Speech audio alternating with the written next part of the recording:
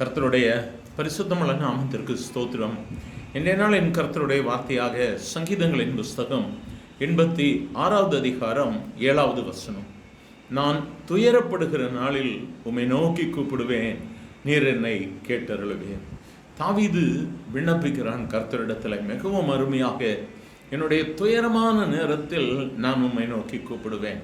நமக்கு வேதத்தில் சொல்லப்பட்டிருக்கிற ஒவ்வொரு வார்த்தைகளும் வசனங்களும் நாம் கை கொள்ளும்படியாக, நம்முடைய வாழ்வில் நன்மைகளை பெற்றுக்கொள்ளும்படியாக கர்த்தர் இவைகளை நமக்காக சொல்லி இருக்கிறார்.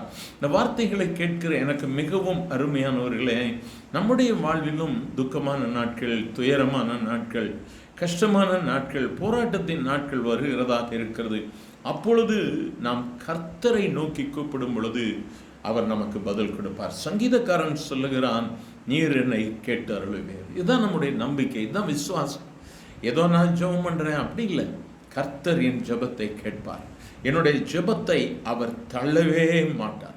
இதுதான் நம்முடைய நம்பிக்கை. இந்த நாளிலும் ஒருவேளை நீங்கள் பலவிதமான சூழ்நிலைகளின் ஊடாக கடந்து சென்று கொண்டிருக்கலாம்.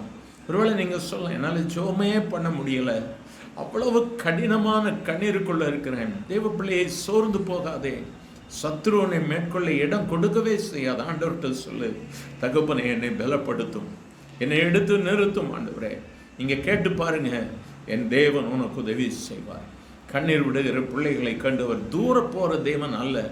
He is a God who answers the prayers. அவர் உன்னுடைய சத்தத்தை கேட்பார், உன் கண்ணீர் அவர் பார்க்கிறார்.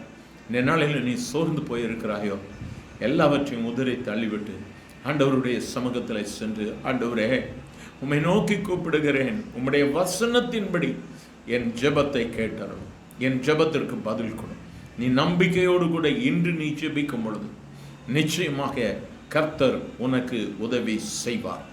கர்த்தர் உனக்கு துணை செய்வதையும் உன்னை அவர் தேற்றுகிறதையும் உன் பகைஞர் கண்டு வெட்கப்படும்படியாக ஆண்டவரே எனக்கு ஒரு அனுகூலமான அடையாளத்தை காண்பித்தரும். இந்த 86ஆம் சங்கீதத்தின் கடைசி வசனத்திலே தாவீது இப்படியாக ஜெபிக்கிறார். இன்றைய நாளிலும் நாம் ஒருமனப்பட்டு ஜெபிக்க போகிறோம். பரலோக ராஜ்யத்தை பலவந்தப்படுத்துகிறோம். நம்முடைய ஆண்டவர் மனதுருக்கத்தின் தேவன், நம்முடைய ஆண்டவர் நமக்கு பதில் கொடுக்கிற தேவன். உன் எதிர்காலத்தை குறித்து பயப்படுகிறாயோ, ஆண்டவரே என்னுடைய எப்படி இருக்கும், எனக்கு பயமா இருக்கு, ஆண்டவரை நோக்கிப்பார். என்று அவர் செய்கிற காரியம் அற்புதமாக இருக்கும். He is going to break every stumbling block in your life, in your children's life.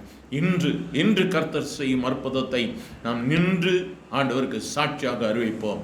எங்கள் அன்பின் ஆண்டவரே, ஆசீர்வதிக்கப்பட்ட இந்த நல்ல காலை வேளைக்காக நன்றி. உம்முடைய பிரசன்னத்துக்காக ஸ்தோத்திரம் ஆண்டவரே.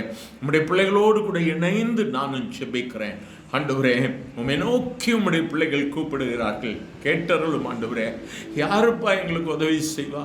நீங்க தான் எங்களுக்கு உதவி செய்யணும். மனிதர்கள் எங்களை பார்த்து சிரிக்கக்கூடாது, வேடிக்கை பார்க்கக்கூடாதுப்பா. கண்ணீரோடு கூட கேட்கிற உம்முடைய பிள்ளைகளுக்கு கர்த்தர் இன்று பதிலை கொடுங்க ஆண்டவரே. ஒரு அனுகூலமான அடையாளத்தை கொடுங்கப்பா. உம்முடைய பிள்ளைகளுடைய சோர்வு மாறி போகட்டும். இன்று கர்த்தர் செய்கிற காரியம் அற்புதமாக இருக்க போற தயவிற்காய் ஸ்தோத்திரம். ஆசீர்வதியும் இயேசுவின் நாமத்தில் பிதாவே. ஆமேன், ஆமேன்.